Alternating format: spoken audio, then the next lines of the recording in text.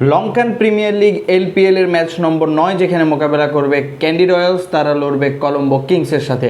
ম্যাচটা অনুষ্ঠিত হবে 23শে জুলাই বাংলাদেশ সময় বিকেল 3:30টাতে। ম্যাচটা অনুষ্ঠিত হবে কিন্তু ডাম্বুলাতে। ম্যাচের কমপ্লিট অ্যানালাইসিস করবো, তবে তার আগে বলে নিচ্ছি যারা এখন আমাদের ইউটিউব চ্যানেল সাবস্ক্রাইব করেনি তারা চ্যানেল সাবস্ক্রাইব করবে, ভিডিওতে লাইক করবে, আর পুরো ভিডিওটা না টেনে দেখতে হবে। পয়েন্ট টেবিলটা গুরুত্বপূর্ণ, যেখানে দুটা দলই 3টে করে ম্যাচ খেলেছে, দুটা দলই একটা করে ম্যাচ জয়লাভ করেছে। অতএব এখান থেকে আসলে ম্যাচ জয়ের জন্য আসলে তাদেরকে খেলতে হবে। এখন বিষয় হচ্ছে যে কি ঘটনা ঘটতে পারে। নর্মালি এটা একেবারে দুপুরে খেলা, এবং এটা দুপুরের খেলা একেবারেই কিন্তু 3 নম্বর দিনের দুপুরে খেলা। অতএব এখানে টস খুব ক্রুশিয়াল একটা ফ্যাক্টর আসবে।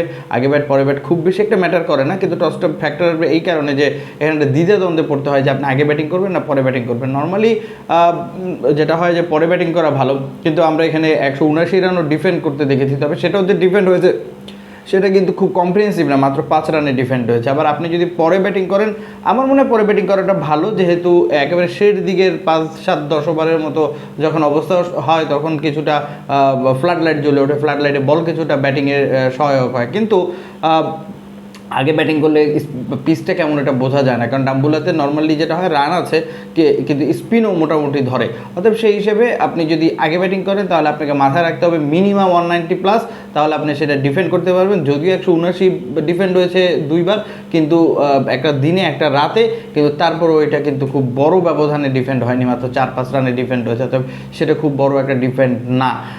এখন বিষয় হচ্ছে যে দুই দলের কথা একটু আসি আমি। এই দুই দল তারা যখন শেষ 10টা ম্যাচ খেলেছে 3টায় জিতেছে ক্যান্ডি এবং 7টায় জিতেছে কলম্বো। কিন্তু কলম্বোর এবং দুই দলই তাদের নিজেদের শেষ ম্যাচ জিতে এসেছে। কিন্তু সমস্যা যেটা সেটা হচ্ছে যে কলম্বোর কিন্তু আসলে দলের একটা সমস্যা আছে। তাদের অধিনায়ক যে কুশল মেন্ডিস, তিনি পুরো টুর্নামেন্ট থেকে বাদ গেছে, এবং গত ম্যাচে আমরা দেখেছি যে বেশ কিছু পরিবর্তন, 5টা পরিবর্তন তারা তাদের দলে করেছে।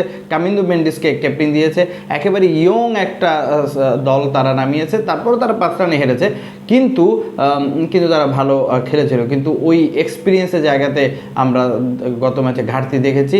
বেশ ভালো যারা খেলেছেন এই প্রথম 2-3টা ম্যাচ, তারাও কিন্তু আলটিমেটলি এখানে ভালো করতে পারেনি। তো এবার আমি যদি একটু দুই দলের প্রবাবল 11-এ আসি, প্রবাবল 11 যদি আমরা একটু ফলো করি তাহলে আমরা দেখব যে শুরুতে একটু ক্যান্ডি দেখি। ক্যান্ডিতে কুশল পেরেরা থাকবে, উদারা দুর্দান্ত ফর্মে আছে।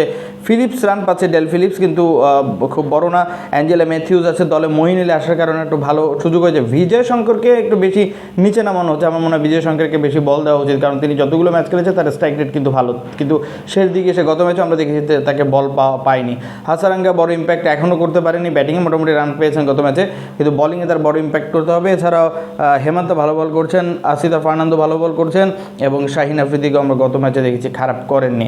আর কলম্বো কিংসের কথা তো আমি একটু আগেই বললাম যে তাদের 5টা পরিবর্তন আছে, অতএব তাদের একেবারে নতুন প্লেয়ার, তার ভিতরে রুবিন হারমান তিনি ভালো করছেন না। গত ম্যাচে আমরা দেখেছি জিমি নিশামকে তারা বসিয়ে রেখেছে। মুজিবুর রহমান তিনি মোটামুটি ভালো বল করেছেন গত ম্যাচে। এছাড়াও শাহান ভালো খেলছেন। হাসান মাহমুদ বাংলাদেশের ভালো বল করছেন, গত ম্যাচে একটু রান দিয়েছেন, বাট ওভারঅল আগের 2 ম্যাচে ভালো করেছেন। এছাড়াও শাহনাজ ধাওয়ানিকে তারা ইনক্লুড করেছে, সেই ধাওয়ানিও ভালো করেছেন। ওভারঅল যদি বলি, আমি এই ম্যাচে আসলে ক্যান্ডি রয়্যালসকে ফেভারিট রাখবো। অ্যাজ এ টিম স্ট্রেংথ তারা ক্যান্ডি রয়্যালস ফেভারিট থাকবে। আপনার মতামত আপনি কমেন্টে জানাতে একটু ভুলবেন না।